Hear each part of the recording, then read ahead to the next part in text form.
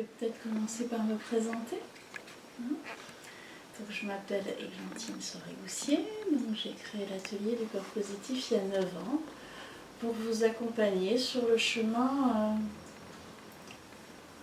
Il serait facile de dire du bien-être, j'ai envie de dire plus de la conscience, parce que c'est de ce dont on va parler ce soir, c'est de la conscience de soi, à travers les mots du corps, et que les mots du corps nous amènent à une forme de conscience. Et c'est pour ça que j'ai créé cet atelier du corps positif, pour vous accompagner sur ce chemin-là, puisque quand on a de la conscience dans sa vie, on va vers une atténuation de la souffrance, une diminution de la souffrance. La guérison, c'est compliqué, puisqu'en fait, on ne sort jamais d'une maladie, d'une souffrance comme on était auparavant.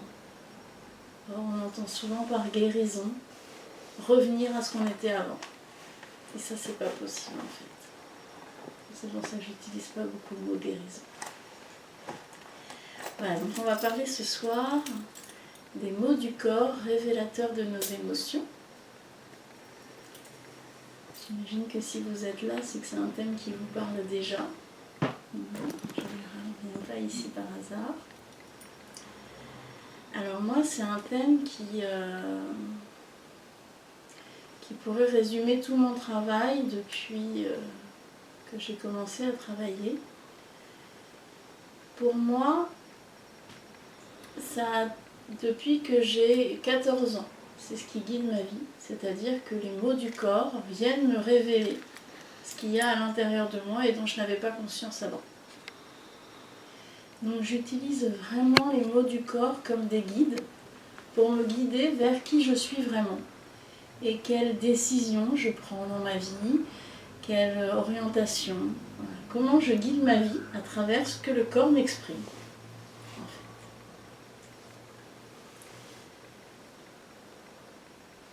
Pour ma part, ça a été un enseignement qui m'a été enseigné par ma mère, donc qui a découvert ça, elle avait 25 ans, et à la suite d'une maladie, d'une anémie fériprive extrêmement sévère, où on lui demandait une hospitalisation, elle s'est dit qu'elle ne pouvait pas se soigner par les circuits traditionnels, puisque elle venait d'une famille où la maladie était omniprésente, et elle ne souhaitait pas répéter ces schémas-là. Elle n'avait que 25 ans et elle imaginait bien que si elle suivait le chemin normal, ça allait durer toute sa vie. Et donc elle s'est dit qu'il fallait qu'elle trouve une autre voie. Et c'était impératif pour elle. À ce moment-là, elle lit une phrase de William Reich qui dit « Toutes les maladies sont psychosomatiques ». À l'époque, elle n'en avait jamais entendu parler, mais à partir de ce moment-là, elle va l'appliquer sur toutes les maladies qu'elle aura tout au long de sa vie. Tout au long de sa vie, à chaque maladie, elle se demandera ce que son corps lui révèle d'elle-même à ce moment-là et de ce qu'elle n'a pas bien fait ou de ce qu'elle doit faire dans sa vie.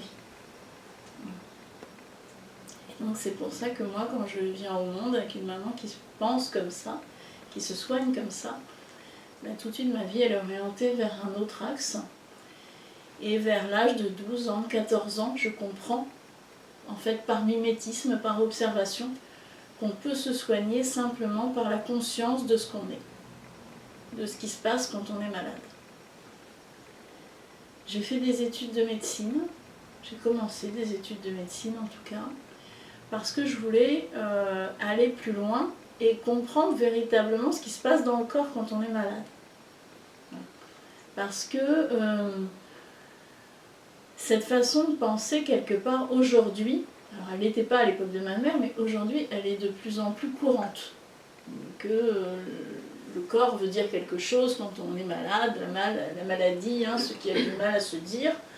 Voilà. Ça, c'est des choses qui sont rentrées dans le langage courant. Mais en réalité, peu de gens savent réellement comment faire quand on a un mot du corps pour passer au-delà de ça. Ok, ça révèle quelque chose, mais qu'est-ce que j'en fais? Voilà ce qu'on me dit souvent. Eh bien, en fait, il faut vraiment comprendre le corps pour pouvoir comprendre l'émotion qui est derrière et la traverser. Et pour ça, moi, j'ai eu besoin d'aller vraiment dans l'intime du corps, donc dans des études de médecine, pour comprendre qu'est-ce que c'est qu'une cellule. Et bien, ça me permet de comprendre ce qui se passe dans le diabète précisément, ce qui se passe dans le cancer, ce qui se passe dans n'importe quelle maladie. J'avais besoin de comprendre vraiment cette machine parfaite qu'est le corps. Voilà. Comment il s'exprime, parce que les maladies, il y en a de toutes les sortes. Et ça veut bien dire qu'à chaque fois, c'est un message différent. Voilà. Et le corps s'exprime toujours de manière extrêmement précise. Quand il vous envoie une maladie, c'est pas une autre, c'est pas un hasard. Voilà. Et vous n'avez pas les mêmes symptômes que le voisin, parce que les symptômes viennent exactement traduire l'émotion qui est là pour vous.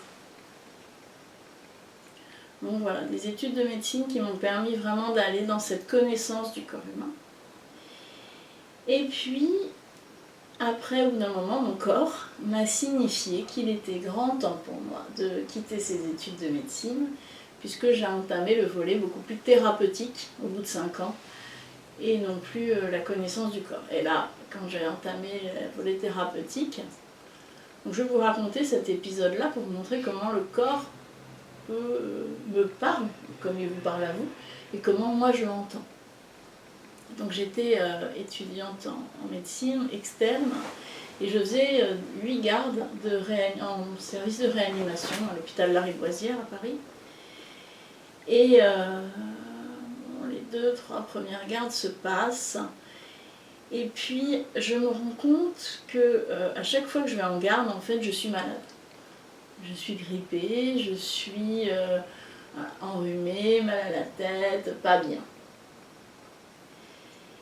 Et puis, donc je me rends compte de ça, sauf que j'ai 8 gardes à faire en 3 mois, donc vous voyez, ça fait quand même beaucoup de maladies qui vont s'acheminer tous les 15 jours à peu près. À chaque fois que je suis en garde, je suis pas bien, je suis malade. Et je m'interroge, mais qu'est-ce que c'est que cette maladie et qu'est-ce que c'est qui se passe pour moi, parce que je me soigne déjà comme ça en fait, même si je suis en études de médecine, ça me soigne déjà comme ça, je ne prends pas de médicaments depuis longtemps. Et en fait, j'ai cette réflexion que je me dis, en fait, vous savez, quand on a la grippe, on se sent comme dans du coton, comme si l'extérieur ne pouvait plus nous atteindre. Je ne sais pas si vous voyez cette sensation un peu d'être dans de la ouate, voilà, il y a plus, je perçois plus trop ce qui se passe à l'extérieur. C'est comme s'il y avait un rempart autour de moi.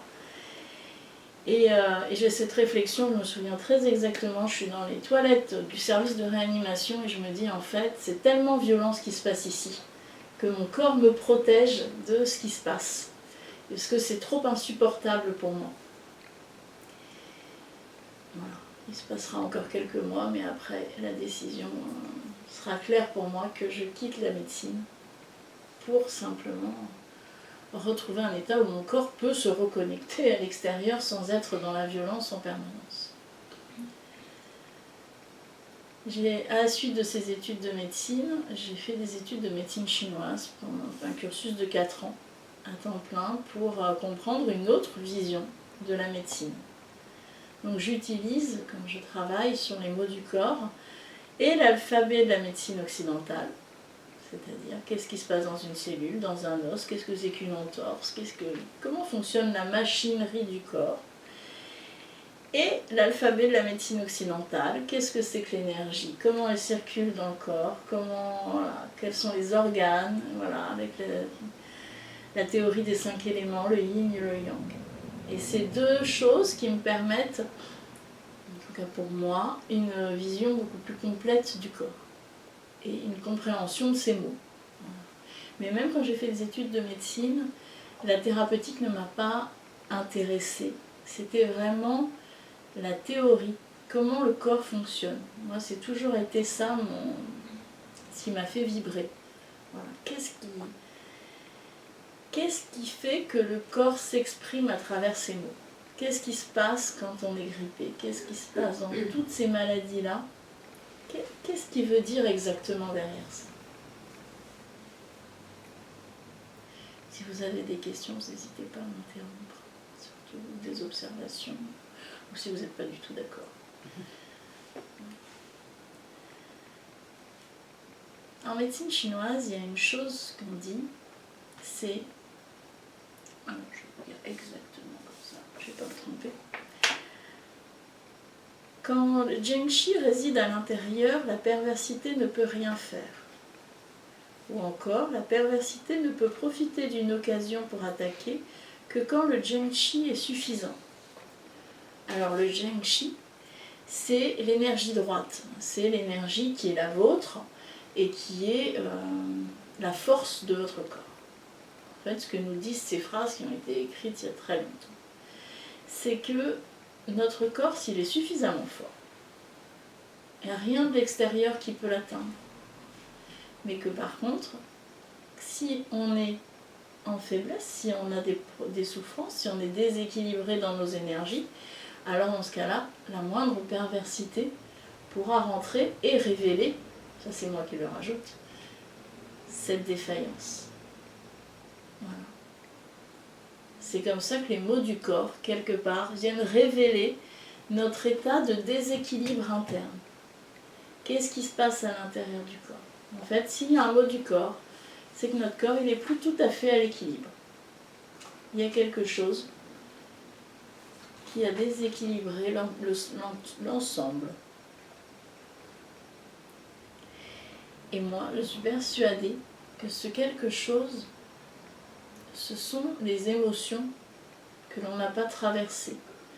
Et les choses de la vie qu'on n'ose pas ressentir, penser, traverser. Les émotions, pour moi, c'est comme des messages que notre corps envoie à une autre partie du corps. J'ai peur, donc on va courir. Je suis en colère, donc je ne vais pas me laisser faire. Voilà. C'est des simples messages à l'intérieur de nous. Mais parfois, souvent, on ne les accepte pas, on ne les traverse pas, on les rejette, on ne s'autorise pas à être ce qu'on doit être. Et donc, ça fait des petits nœuds à l'intérieur. Et ces petits nœuds, au bout d'un moment, quand on est capable de les ressentir, ils se mettent à sortir par un mot du corps. Soit on est capable de ressentir l'émotion, et dans ce cas, ça sortira par une émotion. Soit on n'est pas capable, on n'a pas compris, on ne le sent pas, on est un peu coupé de soi, et dans ce cas-là, ça sortira par le corps. Sans jugement, parce qu'on pourrait dire, on devrait être capable de le sentir qu'au niveau émotionnel. Oui, si on avait une vie absolument parfaite et jamais subi de souffrance, mais ça c'est pas notre cas. Quand on arrive, l'enfant, oui, quand il arrive, il ressent et il est capable d'avoir des réactions sans passer par les mots du corps parfois, mais plus la vie avance, plus on a des petits nœuds qui s'accumulent et on a besoin que quelque chose les révèle. Voilà un peu ce qui a fondé ce que j'appelle le corps positif. J'ai créé le corps positif en 2017 à la sortie de mon premier livre, qui donc permet vraiment d'établir comment, ce que moi je vous propose pour comprendre ce que le corps veut nous dire. Parce qu'une fois qu'on sait que le corps révèle nos émotions, la question c'est de savoir comment faire le chemin inverse. Comment revenir à l'émotionnel. Pour ça, dans le corps positif, j'utilise 9 questions. Alors, 9 questions, dont beaucoup qui vont être basées sur le contexte. Parce qu'en fait, il y a beaucoup de livres aujourd'hui qui sortent, qui sont des dictionnaires, un peu, telle maladie, c'est tel problème, en fait, derrière. Mais ils peuvent tout à fait aider, mais en fait, il y a une chose qu'il n'y a pas dans ces livres et qui, pour moi, manque énormément, c'est-à-dire le contexte et qui vous êtes vous. Parce que il n'y a jamais une maladie qui est similaire pour 2 personnes. On peut décontracter, par exemple le Covid, on a tous contracté en même temps. Mais il n'y a pas 2 personnes qui ont vécu le même Covid. On a tous vécu des symptômes différents, et on en a eu beaucoup de différents. des durées différentes, des manières de faire le Covid différentes, parce qu'on est tous différents et qu'à ce moment-là, si on a fait le Covid, c'est qu'on avait tous quelque chose de différent à ressentir, à vivre.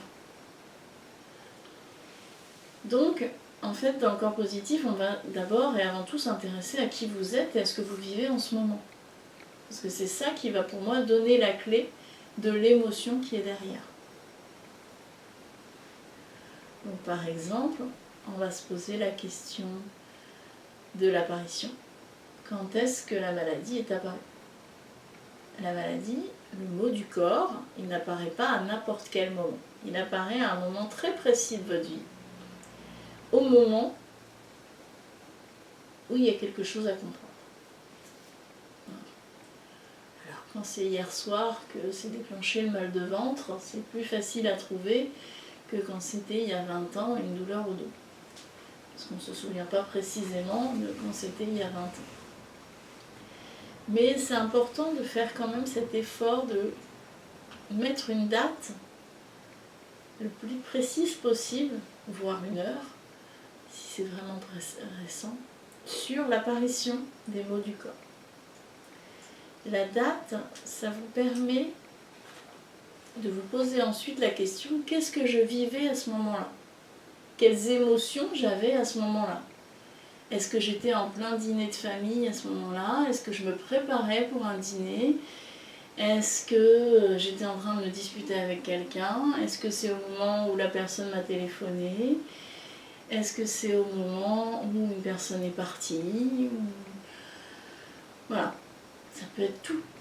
Je ne peux pas vous citer tout ce que ça peut être, mais essayez de comprendre qu'est-ce qui se passait à ce moment-là dans ma vie pour que ça se déclenche maintenant. Est-ce que ça vient faire écho à une situation du passé, peut-être? Voilà.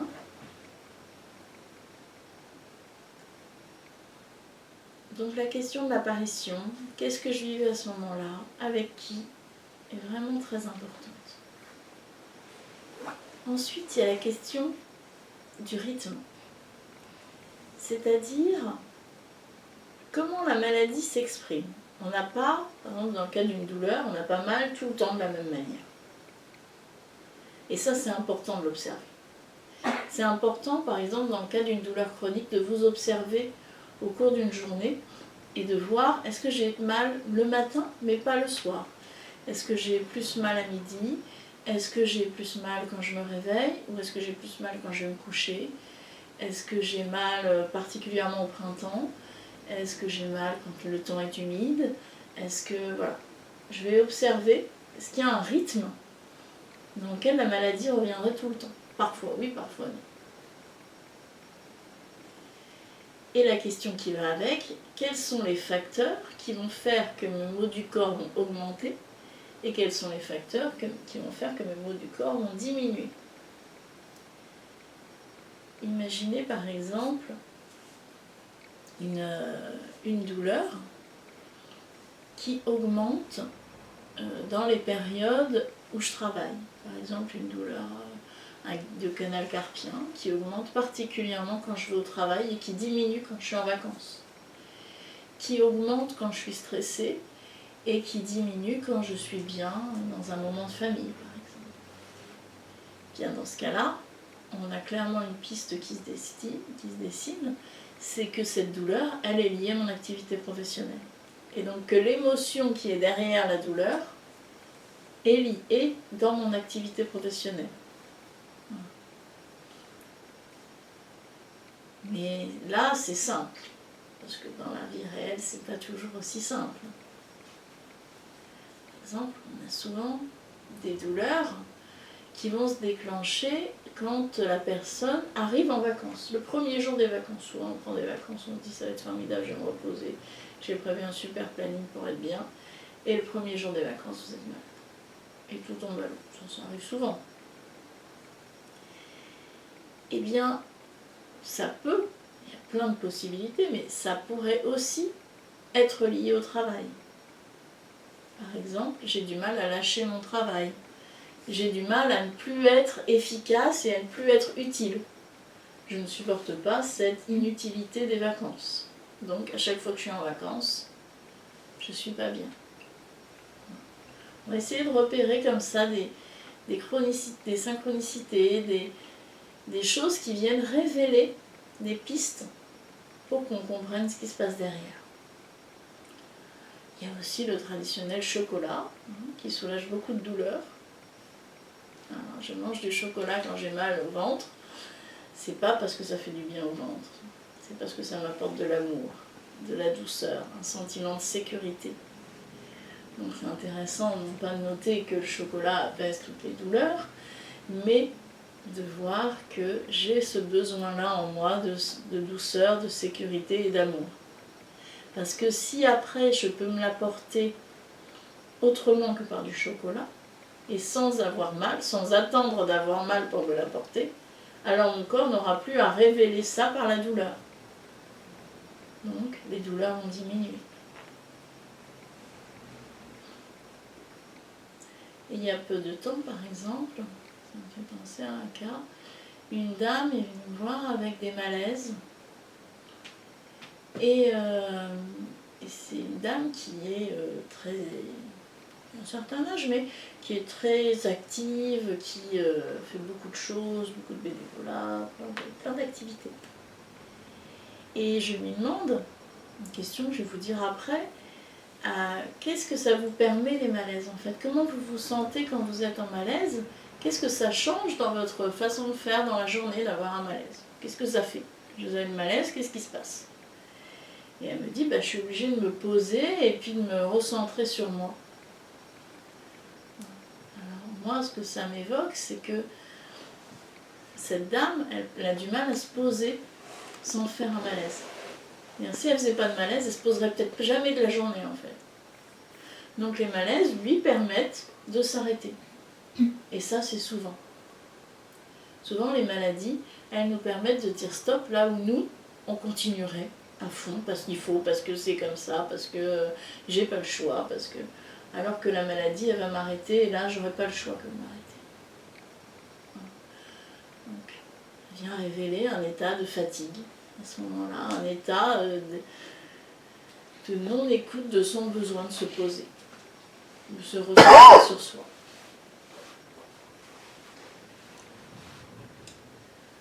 Voilà, donc les facteurs. Donc dans les facteurs, il faut noter toutes les petites choses comme ça. Il faut noter aussi par rapport à ce qu'on mange, par rapport à ce qu'on vit, aux personnes à qui on est. Après, on va se poser la question de la localisation. Où c'est que j'ai mal? Parce que votre corps, comme je vous disais, est extrêmement précis. Et il ne va pas vous révéler les mêmes émotions en fonction qu'il va déclencher une douleur au ventre, une douleur au pied, une douleur en haut du dos, une douleur... voilà. Toutes ces émotions, elles ont un sens. Ça c'est important de le noter. Mais également, quel est le mécanisme de la douleur? Si j'ai une douleur parce que j'ai une entorse, ou si j'ai une douleur parce que j'ai une fibromyalgie, mais c'est pas la même chose. Ce qui se passe derrière. Le corps ne signifie pas la même chose. Et donc en essayant de comprendre ce qui se passe dans le corps, donc ce que je suis allée chercher en médecine, c'est-à-dire voilà, qu'est-ce qui se passe réellement dans le corps à ce moment-là, qu'est-ce que c'est qu'une entorse, qu'est-ce que c'est que ce tendon qui se met à ne plus retrouver sa capacité élastique, qu'est-ce que c'est que la rougeur, le gonflement, la douleur. Si je comprends ce que mon corps fait, en fait je vais pouvoir comprendre ce qu'il me révèle. Quelle émotion il me dit de moi. Et puis donc une dernière question qui est qu'est-ce que ça change dans ma vie que d'avoir les mots du corps? Que c'est comme ça que le corps nous révèle les émotions. C'est que en étant malade, il vous oblige à changer de personne. Il vous oblige à plus être la personne peut-être efficace, vaillante, peu importe ce que ça vous oblige à faire. Peut-être à plus manger, peut-être à manger différemment, à changer quelque chose dans votre vie. Alors soit vous pouvez le changer en subissant la maladie, c'est-à-dire c'est parce que je suis fatiguée que je me mets au lit, soit vous pouvez vous dire peut-être que dans ma vie je ne me repose pas assez et que c'est la maladie qui me permet de me reposer.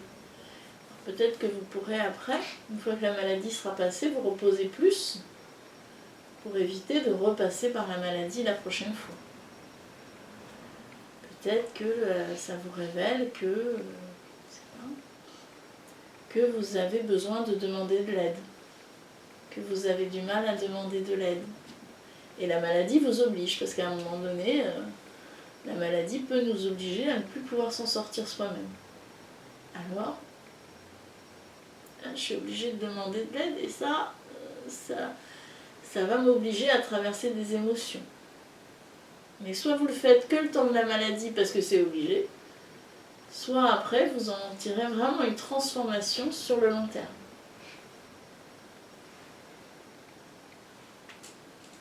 Est-ce que c'est clair ce que je dis?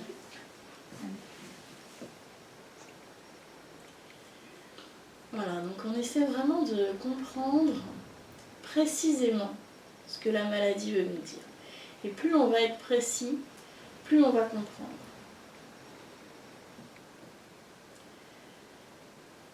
Si on est trop vague, par exemple, souvent quand je fais des stages de décodage en groupe, ce qui est intéressant puisque vous entendez les différents échos des différentes personnes, eh bien, on a tendance à conclure très très vite.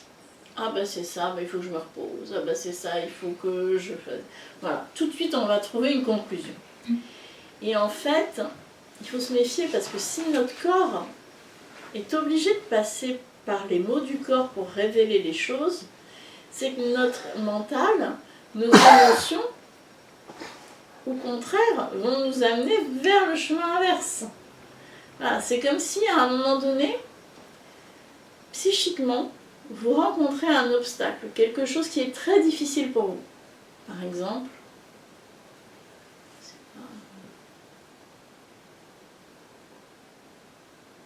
on vous dit quelque chose qui profondément vous heurte. Vous ne voulez pas l'entendre.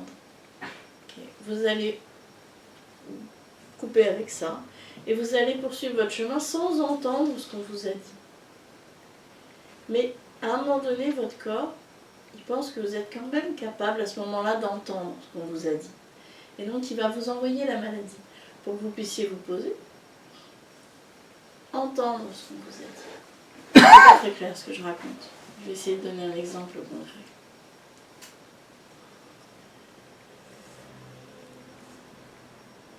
Prenons un cas, le cas d'un homme donc c'est un cas réel, qui a 60 ans et qui un jour est en voyage pour le travail. Il doit rentrer un jour plus tard, il veut changer son billet de train, il va à la gare et la personne lui demande s'il a la carte senior.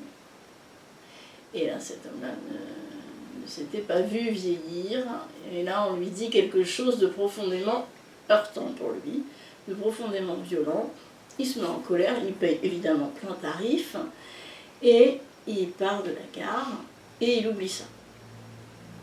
Il ne veut pas ressentir combien c'est difficile pour lui qu'on lui dise qu'il a vieilli. Donc il continue sa journée. Et puis une fois qu'il est couché, quelques minutes après s'être couché, se déclenche une grande douleur du ventre. Une douleur qui décrira vraiment très forte et qui aurait pu le conduire aux urgences sans problème. Sauf qu'il connaissait ma mère et donc il se pose à ce moment-là la question de se dire mais qu'est-ce que ça vient dire que ce mal de ventre? Et à ce moment-là, parce qu'il comprend, parce qu'il se pose sur le fait que c'est dans le ventre, que c'est quelque chose qu'il n'a pas digéré, etc., qui se pose les bonnes questions, il finit par comprendre que c'est cette émotion très forte qui lui est restée sur l'estomac. Hein. On va utiliser les expressions de la langue française, sont en général transparentes. Et donc, il va d'abord se sentir très en colère et revivre en fait les émotions qu'il avait bloquées dans la journée. Et au bout d'un moment, la douleur finit par passer et il finit par pouvoir dormir un petit peu. Voilà. Mais si on va trop vite, on pourrait tout de suite conclure qu'il n'a pas bien mangé, qu'il a peut-être mangé trop vite, qu'il était stressé. Voilà.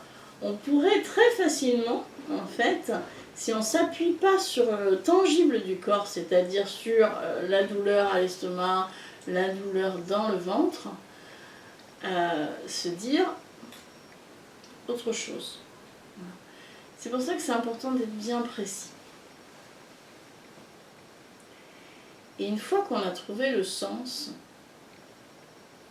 eh bien c'est en général quelque chose, une des choses que je disais beaucoup au début de ma pratique, c'est que si ce sens, si ce que la maladie révèle vous convient et vous conforte dans ce que vous pensiez être juste, c'est que c'est pas ça. Parce qu'en fait, vous alliez dans une direction. La maladie, elle vous stoppe dans cette direction pour vous dire c'est pas la bonne. Donc si ce que vous trouvez vous conforte dans la même direction, c'est qu'il y a un problème. C'est que vous n'avez peut-être pas compris la bonne chose.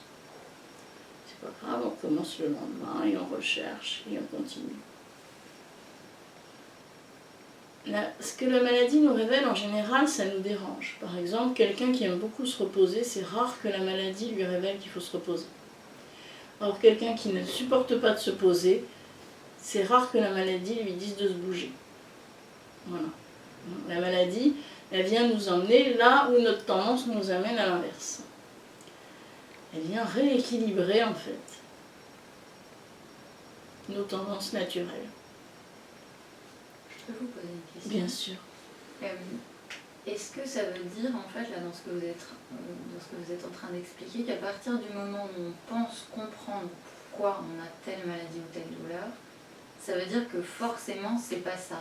En fait, est-ce qu'il y a une différence entre je la comprends et je l'accepte? Est-ce qu'on peut ne pas être conscient de notre douleur attendez, il faut que je fasse ma phrase plus clairement. En fait, si je suis consciente de ma douleur, Ouais. ça veut dire que si elle est toujours là, c'est que je ne l'ai pas acceptée. Enfin, c'est pas possible de... Vous voyez ce que je veux dire ou pas? L'accepter sans l'avoir comprise en fait. Est-ce qu'il y a une différence entre la conscience de pourquoi elle est là?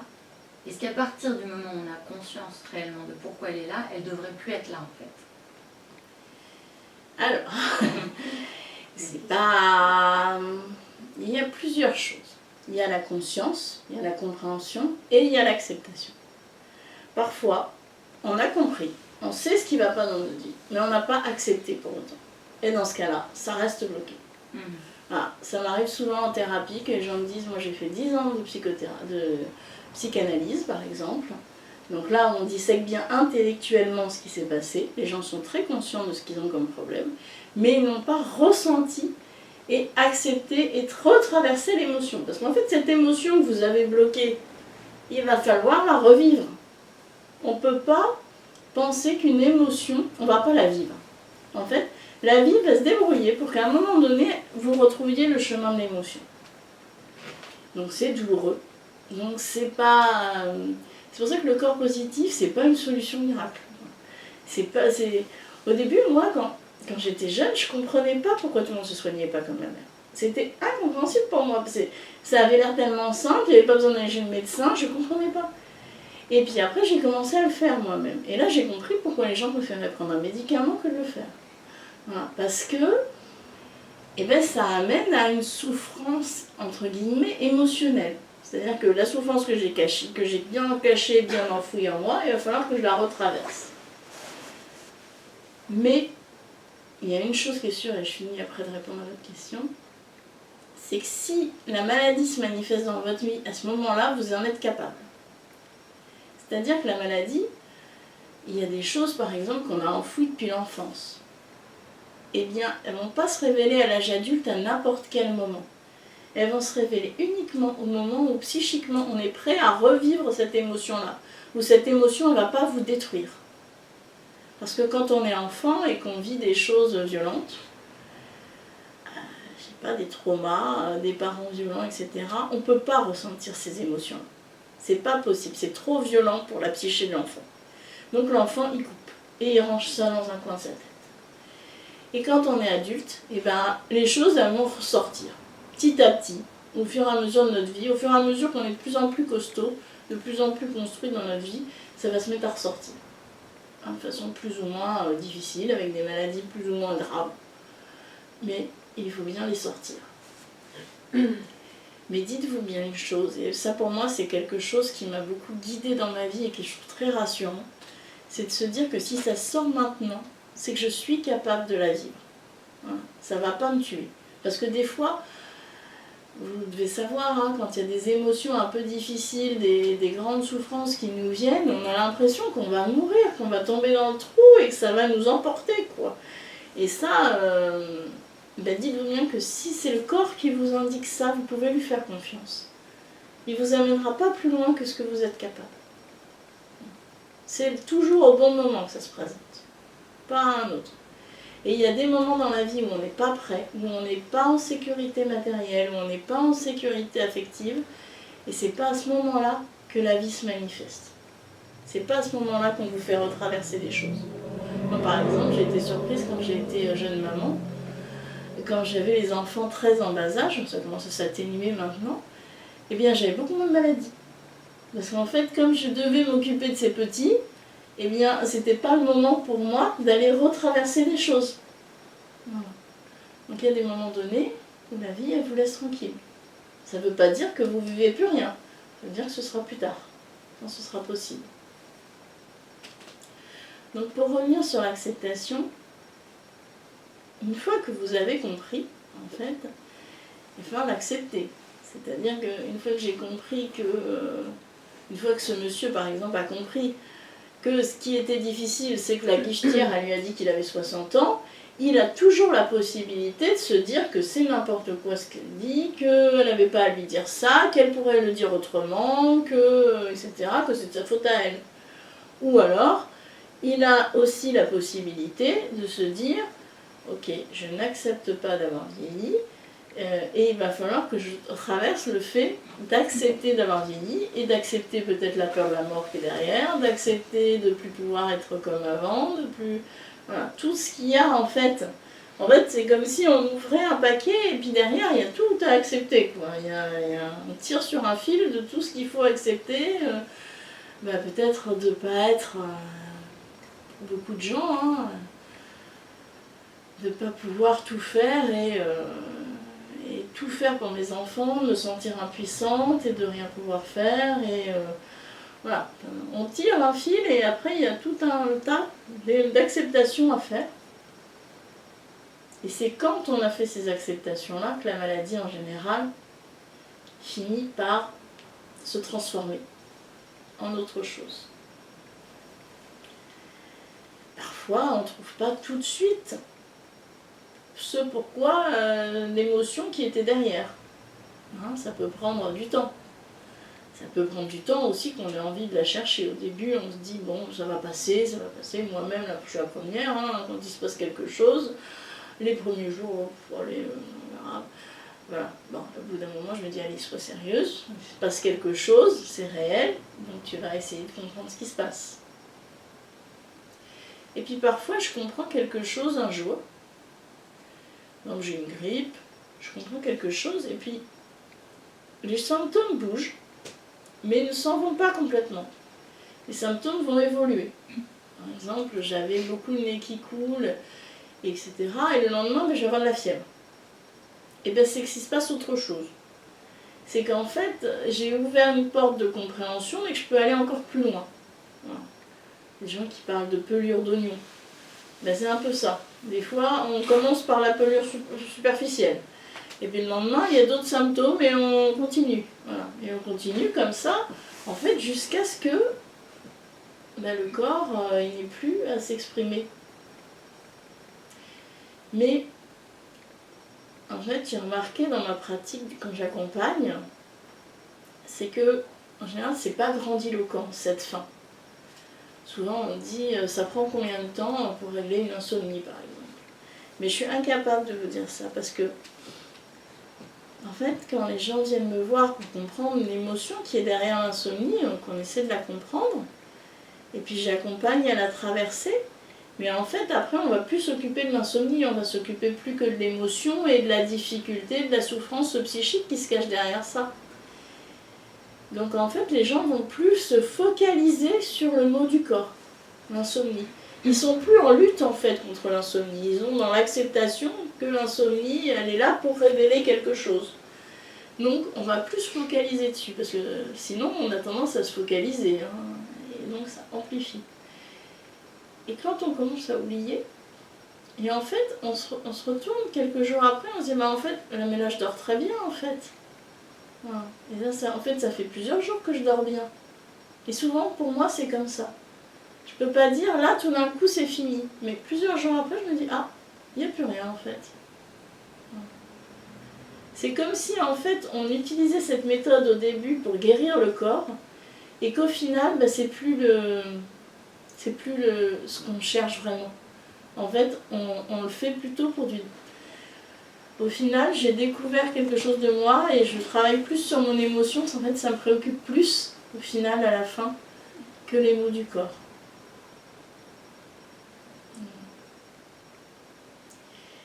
Et c'est pour ça qu'avec ma mère, au final, ce chemin-là, ça nous a amenés vers la spiritualité aussi, d'autres choses. Le corps a été vraiment un guide pour nous pour aller quelque part du corporel vers le développement personnel et après vers le développement spirituel.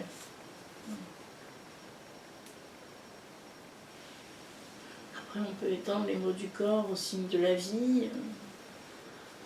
Votre voiture ne démarre pas un jour, peut-être ça veut dire quelque chose. Après, on ouvre à autre chose.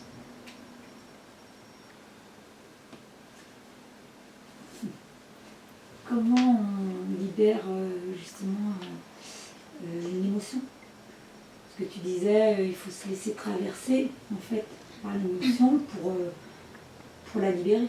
Ouais. Alors, c'est quelque chose qu'on n'a pas l'habitude de faire, c'est pas naturel. Donc, je prends un exemple, admettons la colère. Quand on est en colère, ce qu'il faut, c'est la traverser, ça veut dire qu'il faut la vivre. Ou il faut essayer, enfin, faut se poser des questions en se disant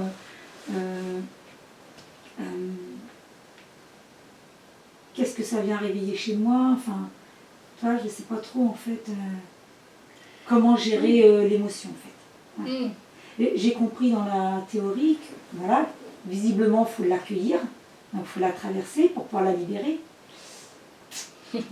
Comment Alors, je vais répondre aujourd'hui de façon théorique. D'accord. Et j'ai mis en place un atelier, vous avez peut-être vu sur le programme, là qui est pratique, pour justement répondre à cette question. D'accord. Voilà, donner un peu des outils pratiques là-dessus. Mais théoriquement, oui, bah, si on rencontre par exemple une colère, déjà on peut se poser la question de ce qu'il y a derrière, parce que souvent derrière une colère, il y a peut-être des peurs, il y a peut-être encore une autre émotion en fait qui se cache derrière la colère. Donc on va aller vraiment essayer de chercher à la racine de la colère, qu'est-ce qu'il y a. Et puis une fois que j'ai la colère, et alors la colère, on a souvent deux théories, hein, soit il ne faut pas être en colère, soit il faut exprimer sa colère. Vivre sa colère, c'est ni l'exprimer ni la taire. C'est juste la ressentir dans son cœur. Après, ce qu'on en fait à l'extérieur de nous, c'est autre chose. Voilà. C'est pas parce que j'accepte ma colère que je vais commencer à hurler sur tout le monde. Bien au contraire. En général, quand on accepte sa colère, on arrête de hurler sur tout le monde.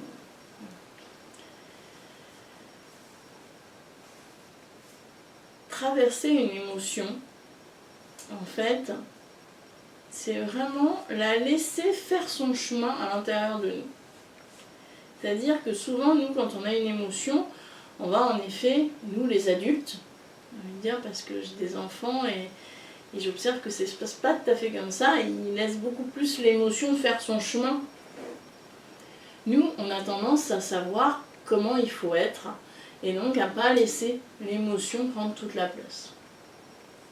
Comme la fatigue, comme nos besoins en fait, on a tendance à les réprimer. Donc, je vais pas sentir ma colère, je vais peut-être l'intellectualiser. Ben, en fait, traverser, c'est à un moment donné, on n'est plus dans le mental. Je vous ai dit, la compréhension, c'est un peu comme une enquête policière, en fait. On va chercher un peu quel coupable, l'émotion coupable, là, qui serait derrière.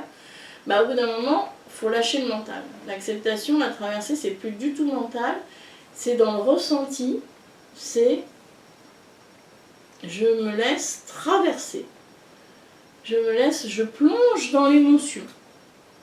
C'est-à-dire que il faut se créer un peu un cocon de sécurité, par exemple, se mettre dans son lit en sécurité sous sa couette, là, bien au chaud, bien tranquille. Et là, on se dit, je vais pouvoir plonger dans mon émotion et on verra ce qui se passe. Et je ne contrôle pas. Je me laisse pleurer, sans me dire, je pleure 5 minutes, j'arrête. Non. Je laisse le temps que ça pleurera. Et peut-être que ça pleurera pendant plusieurs jours. Mais au bout d'un moment, il y a comme un apaisement, un soulagement. Et ça, voilà, ça se calme, tout seul. Et quand ça se calme tout seul, ben vous savez que l'émotion, vous l'avez traversée. D'accord. On n'est pas obligé d'aller chercher, d'enquêter. Surtout pas. D'accord. Une fois qu'on a compris ce que c'est, on lâche le mental. D'accord. C'est pour ça que souvent, ben, on a conscience des choses, mais on ne les a pas traversées. Parce qu'on est resté dans l'étape mentale. Et il faut vraiment... Alors, il y a des pratiques corporelles. Moi, je pratique le massage. Le massage, ça peut aider aussi une personne à aller traverser une émotion. Si elle en est là. Si elle a cette conscience-là, donc on peut imaginer, on fait un travail. Et là, une personne qui serait vraiment ouverte, elle pourrait avec un massage, se connecter à son émotion et traverser des choses. Il y aura peut-être des pleurs, il y aura peut-être des choses. Mais parce que parfois, la sensation que quelqu'un s'occupe de soi, ça va permettre de traverser. Comme beaucoup de médecines alternatives, on a quelqu'un qui vient prendre soin. Le prendre soin, en fait, quand quelqu'un prend soin de nous, ça vient nous ramener à la mère, au père, à quelque chose de doux, de notre enfance, en tout cas quand ça a été doux, qui vient sécuriser, et dans ce cas-là, on peut se permettre d'aller chercher l'émotionnel. Parfois, on ne peut pas traverser tout seul, parce que c'est trop douloureux, et on a trop l'impression qu'on va tomber dans le trou. Donc parfois, c'est pour ça que les thérapies, quelles qu'elles soient, moi j'appelle ça la thérapie du cocon, ce que je fais. Parce que voilà, l'idée c'est vraiment de vous mettre dans un cocon, sous une grosse couverture en laine, et d'être bien dans un cocon pour pouvoir aller vivre ce qu'on a à vivre, tout simplement. Mais on est des êtres qui avons grandi jusqu'à 18 ans avec quelqu'un. On n'a pas... il y a des animaux qui arrivent sur Terre, ils savent marcher, tout de suite ils vont marcher, ils vont manger, nous on n'est pas capable de ça. Donc on a besoin qu'on nous guide et qu'on nous porte et que quelqu'un soit à côté de nous pour nous dire « t'es tombé, remonte mon petit chéri, tu vas y arriver à marcher ». Mais quelque part, quand on est dans des grandes souffrances psychiques, on a parfois l'impression d'être ce petit bébé qui ne sait pas comment il faut marcher. Ben, d'avoir quelqu'un qui ne nous dit pas comment il faut marcher, parce que ça on sait faire, mais qui nous dit « t'inquiète pas mon petit chéri, tu vas y arriver », ben on en a besoin. Alors, c'est quelqu'un de la famille, c'est quelqu'un... c'est un thérapeute, c'est qui on veut, mais parfois ben, ça aide à traverser.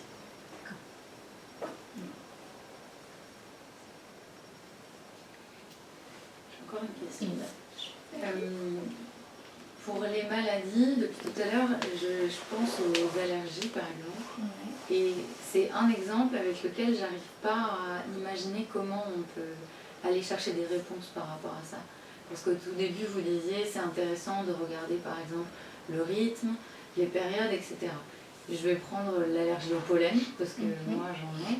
C'est tellement répétitif et lié à plein de choses extérieures que j'arrive pas à comprendre comment, à ce moment-là, on peut aller chercher les mêmes choses que pour plein d'autres maladies, par exemple. Comment on trouve de la compréhension par rapport à ce mal-là, en fait. Est-ce que déjà, on l'inclut dans les maladies et les maux du corps ou... Oui, on inclut tout. L'OMS décrit la maladie comme sociale, corporelle, sociale et psychique. Donc on va tout inclure. Ça m'arrive de travailler sur le célibat comme maladie. On inclut tout.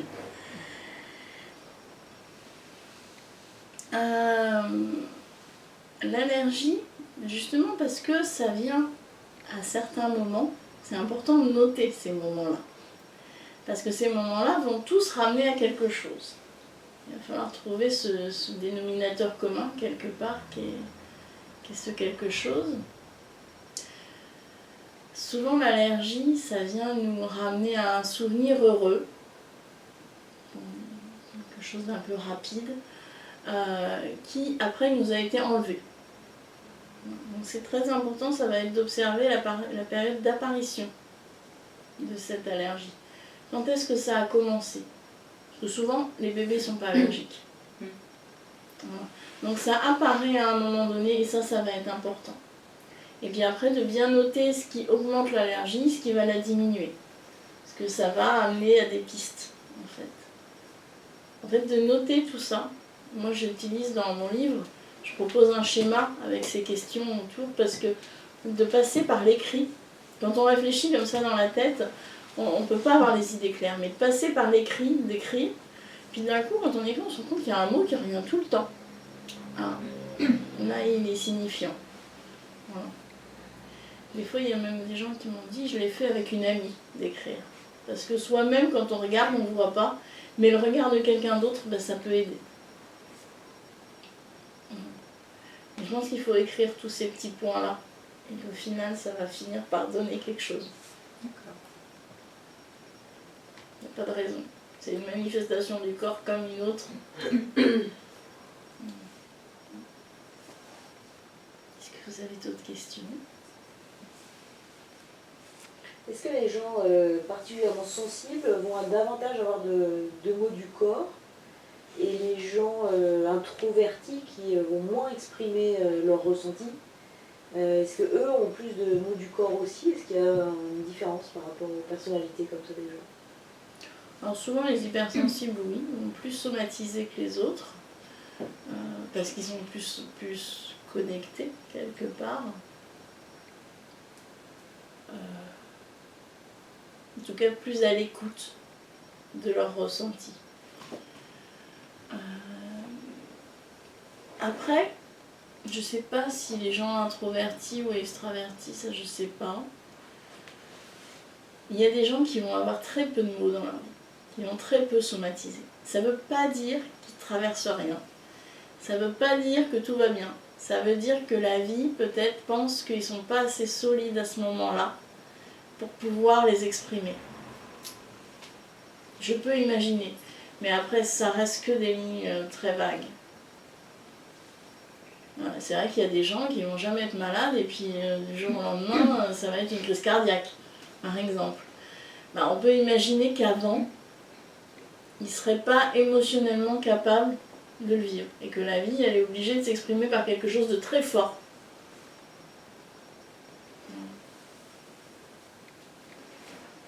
Quelque part c'est une chance d'être malade. Parce que ça vous révèle des choses de ce que vous êtes. Quand on n'est jamais malade, alors soit on va très bien, soit ça veut dire qu'on n'a pas accès à ça. Et ça peut être un peu compliqué. Voilà.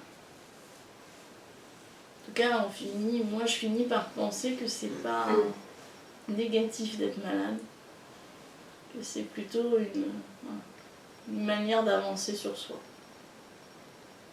Est-ce que vous englobez les problèmes accidentels, par exemple, je trébuche, je me fous une cheville, c'est pas de la maladie, ça relève de l'accident, enfin, je tombe d'une échelle. Est-ce que, selon vous, le corps a voulu aussi manifester quelque chose si c'est accidentel? Alors pour moi, oui, mais je comprends très bien qu'on puisse y mettre cette exception. Voilà. Je ne forcerai personne à le penser, mais moi, personnellement, il n'y a pas de souci. Dans ma vie personnelle, oui, je pense. Je pense que rien n'est un hasard et qu'un accident de voiture, un accident de quoi que ce soit est signifiant pour moi. Dans le cadre d'un burn-out, Ouais. comment ça se passe? C'est toujours...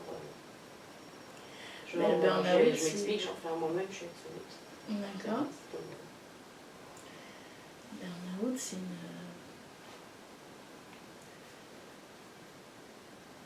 C'est à un moment donné le corps qui est allé trop loin. Hein, on est allé plus loin que les capacités. Donc à un moment donné, le corps il permet de dire stop. Voilà. Et il marque un stop très fort, à la hauteur de ce que vous n'avez pas pu entendre avant. Et plus vous êtes allé loin, plus le stop il est fort. Donc à un moment donné, il faut écouter le stop. Voilà. Et arriver à accepter, parce que souvent dans le cas du burn-out, on n'accepte pas d'être en burn-out, on n'accepte pas qu'on ne peut pas, et donc on voudrait toujours pouvoir comme avant. Or en fait avant, on ne pouvait pas, mais on a fait quand même. Donc il est temps de reprendre conscience qu'avant je vivais en fait sur quelque chose mais que j'avais pas vraiment. C'est comme si vous dépensiez de l'argent que vous n'aviez pas sur votre compte en banque. Au bout d'un moment c'est la faillite. Voilà. Et il est temps de se rendre compte qu'en fait votre train de vie n'était pas adapté à ce que vous aviez comme revenu. Et donc de pouvoir retrouver, de dépenser de l'énergie juste par rapport à ce que vous avez. Mais ça, en fait, comme ça a été violent, ça demande une période où il faut redescendre de l'échelle. Et c'est difficile. Et ça demande de traverser, comme on disait tout à l'heure, des choses, voilà, de la place, de l'utilité, de tout ça. Après, c'est propre à chacun, et il n'y a pas un burn-out qui se ressemble. Il y a une forme de burn-out, en fait, il y en a plein. Mais,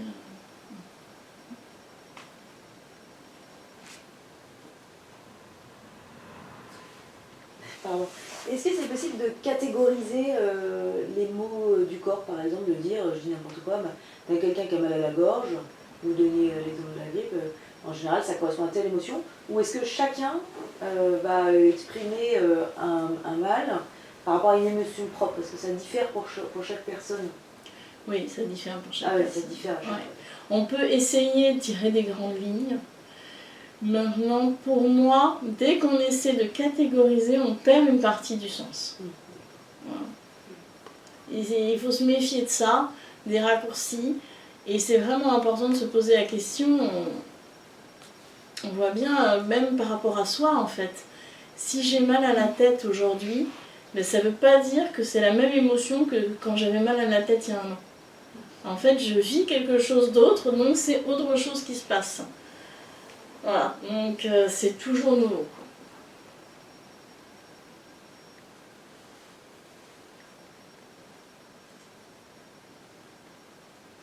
Donc c'est d'autant plus compliqué à comprendre. Ouais, c'est ça.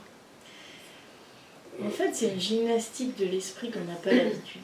C'est une façon de penser son corps qu'on n'a pas l'habitude. On a tendance à la penser comme quelque chose de mécanique qui vient dire ça. Et on n'a pas cette éducation que pour ma part j'ai reçue, mais je suis consciente que c'est pas tout le monde, que quand le corps parle, c'est positif, voilà, ça vient me dire quelque chose et donc j'apprends à l'écouter, j'apprends à écouter les signes. C'est pour ça que souvent je conseille, alors soit vous avez quelque chose de grand et dans ce cas-là je vous conseille d'être accompagné pour le faire au début parce que c'est difficile et ce travail de décodage c'est pas facile. Mais si vous pouvez, si vous n'avez pas quelque chose particulièrement et que vous avez envie de commencer là-dessus, essayez de commencer sur le moindre petit truc qui vous arrive. Un mal au ventre, un rhume, quelque chose. Parce qu'il faut quelque part vous entraîner à penser autrement. Voilà. C'est comme une gymnastique de l'esprit. Si vous commencez tout de suite à vouloir faire un marathon, ça ne marche pas. Voilà, vous n'allez pas y arriver. Mais si vous voulez commencer par une petite course, voilà, un petit rhume, et vous voulez essayer de comprendre qu'est-ce qui s'est passé là, vous allez apprendre à rectifier, et au bout d'un moment, ça va devenir un peu comme un réflexe de pensée pour vous. Voilà, une autre manière de vivre son corps, en fait. Donc pour un enfant, ça peut être la même chose, en fait. Un enfant qui est malade, qui a une otite, quelque chose.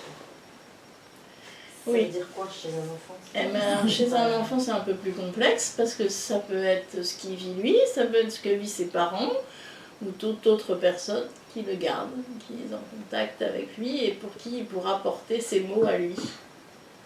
Voilà, parce que les enfants, on dit que c'est des éponges émotionnelles et en effet, ils viennent parfois manifester des choses que nous, on ne manifesterait pas. Voilà. Donc quand un enfant est malade, on peut se demander ce qui se passe dans sa vie, et si on ne trouve pas, on peut se demander comme si c'était nous qui étions malades. Tiens, j'ai une otite. Il a une otite, donc je vais me dire, tiens, j'ai une otite. Qu'est-ce que ça fait, une otite? Pourquoi j'aurais eu ça à ce moment-là? C'est une des pistes possibles. Voilà. Mais les enfants, naturellement, on peut... je vois ma fille ce week-end, par exemple, elle a 4 ans, très intéressant. On sentait qu'elle couvait quelque chose. Et tout d'un coup, elle s'est mise à faire une nuit de 13 heures. Et on voit bien que les enfants, nous on ne ferait pas parce qu'on serait inquiet. Elle n'a pas été inquiète, elle n'a même pas conscience qu'elle était malade, qu'elle était en train de tomber malade, que ça allait pas.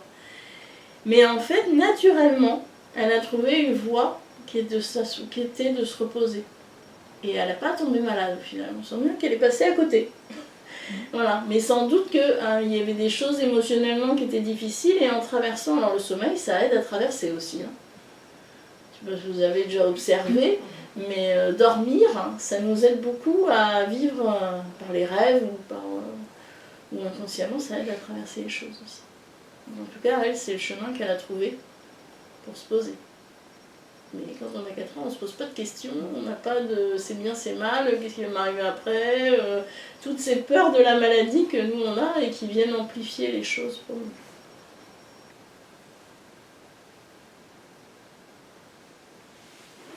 Est-ce qu'il y a un sens particulier au fait d'avoir mal du côté droit ou du côté gauche? Moi j'ai observé que j'avais toujours mal, par moment, tout le côté droit, très mal. Et je sais pas, est-ce que ça a une signification? Alors, il y a un peu tout et son contraire comme théorie sur le sujet. Il y en a qui disent qu'il y a un côté qui est lié à la mère, un côté qui est lié au père, etc. Mais en même temps, il y a tout le côté professionnel ou familial, ou voilà, on peut tout catégoriser. Moi, j'en viens à me dire que oui, ça a un sens, mais ça a un sens pour vous. D'accord. Voilà. Et ce qu'il faut chercher, c'est pour vous, qu'est-ce que vous faites plus à droite, qu'est-ce que vous faites plus à gauche, qu'est-ce que dans votre vie vous utilisez la jambe droite et pas la jambe gauche, qu'est-ce qui va faire dans votre vie que le côté droit va signifier quelque chose et pas le côté gauche, par exemple. Ou est-ce que dans votre vie, il y a eu des maladies du côté droit chez des ancêtres, ou des choses comme ça. Mais j'ai tendance à plus écouter des choses théoriques sur la droite et la gauche, parce que l'on sait par exemple qu'au niveau du cerveau, c'est inversé. Donc, en fait, c'est quoi réellement ça... Voilà. Ce qui est toujours intéressant, moi je trouve, c'est de revenir à soi. Qu'est-ce que ça signifie pour moi? Et parfois on trouve pas de réponse. Ça vous a... Parfois c'est plus difficile de trouver des réponses. Parfois aussi... comment dire? Parfois la maladie se manifeste de façon tellement aiguë qu'on est obligé de passer par l'acceptation avant de comprendre. Ah, par exemple, je pense à une crise d'asthme, par exemple. Et bien dans le cas d'une crise d'asthme, quand vous ne pouvez plus respirer, vous ne pouvez pas penser. Hein, c'est pas le moment d'aller faire votre schéma du corps positif, ça ne va pas être possible. Vous n'allez pas y arriver. Donc il va falloir juste accepter et traverser d'abord l'émotion d'étouffer, l'émotion de ne pas avoir d'air pour respirer, l'émotion de se suffire de ce filet d'air qui rentre dans vos poumons pour respirer, et d'accepter ce qui est en train de se passer, qu'on ne peut plus s'allonger, qu'on ne peut plus marcher, de profondément être dans l'acceptation de ce qui se passe. Et une fois que la crise est passée, on peut passer par la compréhension. Et parfois, dans les cas graves, on va commencer par l'acceptation. Parce qu'on n'a pas le choix. Après oui, moi, il y a des choses dans ma vie pour lesquelles c'est plus difficile de comprendre. Mais c'est parce que ça touche à des choses très profondes. En fait, plus j'ai du mal à le comprendre, plus ça veut dire que ça touche à des souffrances bien ancrées. Et dans ce cas-là, ça peut mettre plus de temps. Oui, puis c'est par rapport à des ancêtres ou autres, c'est déjà plus compliqué. Oui, après voilà, on est hérité aussi d'une manière de penser qui nous a été transmise de façon non verbale, par nos parents, par génération, donc on est porteur de tout ça, bien sûr. Mais une des choses importantes aussi, je terminerai là-dessus, c'est que le corps positif, c'est une méthode où on va travailler au présent. C'est-à-dire que même si, en fait, l'émotion, elle date peut-être d'il y a très longtemps et c'est un traumatisme peut-être de l'enfance, Il n'empêche que c'est dans votre présent, au moment même où apparaît la maladie, qu'il y a quelque chose qui l'a révélé. Par exemple, je ne sais pas, vous avez souffert dans votre enfance d'un père maltraitant. Et bien en fait, c'est peut-être un patron, un collègue maltraitant qui va vous révéler ce que vous avez vécu avec votre père quand vous étiez enfant. Et c'est grâce à ce collègue que la vie a mis sur votre chemin, pas par hasard, que vous allez pouvoir retrouver une réaction juste qui n'aura pu être la réaction de l'enfant, parce que naturellement, normalement, ça arrive. Vous prenez la réaction d'un enfant qui ne peut pas réagir et qui se sent paralysé et qui se sent bloqué. Et bien là, tout le travail va être de comment je me positionne dans ma vie présente face à ce collègue, en retrouvant une posture d'adulte, et en fait, ça va me réparer dans ce que j'ai vécu enfant avec mon père. Donc, même si ça vient de générations d'avant, de traumatisme d'enfance, on peut toujours le travailler au présent. C'est ça qui est intéressant. Toujours quelque chose dans le présent qui révèle la maladie. Donc on remercie les gens qui nous bousculent. Moi, je propose plutôt de remercier la vie qui nous a proposé ces gens sur notre passage. Voilà. Oui, je dirais plutôt ça. On n'est pas obligé non plus d'aller remercier les gens, à moins qu'ils vous aient...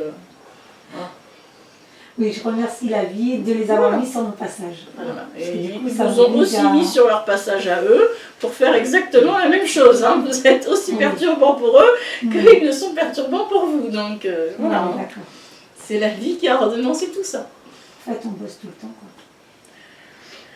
Il y a des périodes dans la vie où on bosse tout le temps. Ouais. Il y a quelques périodes d'accalmie et normalement, plus on travaille, plus ça se calme. Enfin, moi, je remarque que quand même ça se calme au bout d'un moment. Et surtout, en fait, comme on est plus dans l'acceptation, quand ça travaille, c'est moins souffrant. Oui, c'est ça. Voilà. On arrive à ce que ça travaille de façon moins... ça bouleverse plus toute notre vie à chaque fois, quoi.